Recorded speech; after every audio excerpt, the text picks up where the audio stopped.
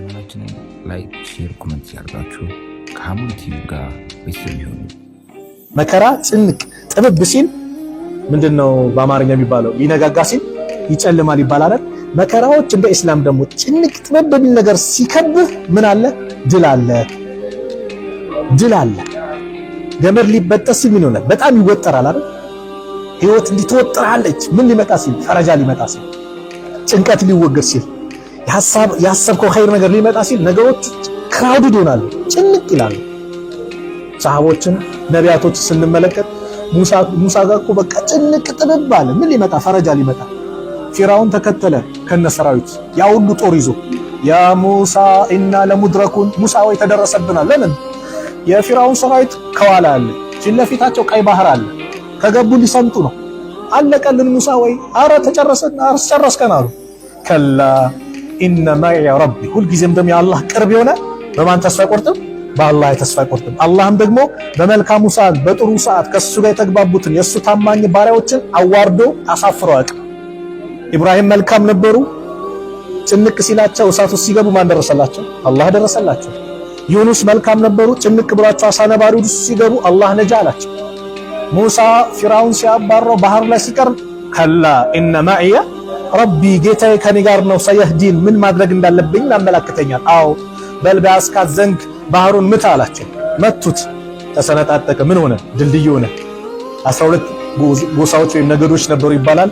12 ቦታ ተሰነጣጠቀ። ሄዱ፣ አለፉ። ተው አላቸው አላህ። ተው ፊራውን ይሄው ከወለኛ ነው የተመቻቸው ይላል። ግን ይላል እሱ ለመግባት ደግሞ ይፈራል፣ ይሰጋል። ግቡ ይላቸዋል። ሁሉም ድልድዩ ላይ ሲሄድ እሱ ሲፈራ ሲሰጋ ምን ሲል ጅብሪል ይባላል ሴት ፈረስ ይዞ መጣ። የፊራውን ፈረስ ወንድ ነበረ። ወንድ ሴት ሁሌ ይከተላል አይደል? ይሄ ነው አይደል? ሁሌ የሚከተለው ይሄ ይከተላል ነው ያልኩት፣ ሌላ ነገር አላልኩም። ተከተለ። የፊራውን ፈረስ የጅብሪልን ፈረስ ሴት ነበረችና ተከትሎ ልክ ሲገባ አላህ ሙሳን አዘዛቸው፣ በል ምታው አላቸው። ሁሉም እንደገቡ ሲመጡ ልክ ሲመቱት ደግሞ ወደ ነበረበት ወደ ምን ተቀየረ? ወደ ባህርነት ተቀየረ። ሁሉም ሰጠሙ። ማንን አንሳፈፈው? ፊራውንን አንሳፈፈው። ለምን? ተአምር እንዲሆን። አምላክ ነኝ ሲል የነበረ አነ ረቡኩሙል አዕላ ሲል ይሄው ወራዳ የተዋረደ አመንኩኝ በእስራኤል ባመነችበት ጌታ ሲል አልአን ወቀድ አሰይተ ሚንኩም፣ አሁን ነው እንዴ? ስንት ማብራሪያ ከአንድም ሁለት ነቢይ ተልኮልህ ስንት ተአምር መጥቶልህ አሁን ነው እንዴ? ገርገራ ላይ ሲደርስ ምን የለም? ተውባም ተቀባይነት የለውም። ሞት ሲመጣ የለም። ስለዚህ ምንድነው አላህ ወላሂ ባሪያዎችን ይረዳል። ስለዚህ የሆነ ነገር ሲመጣ ተስፋ አትቁረጥ። በዛ ተስፋ በሚያስቆርጥ ነገር ላይ ምን አለ? ተስፋ አለ። ኢነማ ለዑስሪ ዩስራ። አያ ኢነማ ለዑስሪ ዩስራ። አነ ነስር መዐ ሰብር፣ ሁልጊዜ ድል ያለው ከትዕግስት ጋር ነው። ወአነ ልፈረጅ መዐል ከርብ፣ ፈረጃ ያለው ከጭንቀት ጋር ነው። ወአነማ ለዑስሪ ዩስራ፣ ከችግር ጋር ምን አለ? ምቾት አለ። ሁሌ ሁለቱ አላህ፣ ዱንያ አለ፣ አኼራ አለ፣ ሴት አለ፣ ወንድ አለ አይደል? ሷሊህ አለ፣ ጣሊህ አለ፣ ሙእሚን አለ፣ ካፊር አለ። ጥንድ ነው በቃ አላህ ጥንድ አድርጎታል። መከራ ካለ ምቾት አለ። መከራው እየበዛ እያየለ ሲመጣ ምቾቱ እየተቃረበ ነው። ወደ ምቾት መንገድ እየሄድክ ነው። ስለዚህ ምንም ያለው በዱንያ ወጣት ሆነ ብዙ ነገር የሚፈታተን አለ። ታገስ፣ ሶብር፣ አላህ ያመቻቸዋል። በስራ በምን የሆነ ነገር እንትን ይላል፣ ታገስ፣ አላህ ያመቻቸዋል።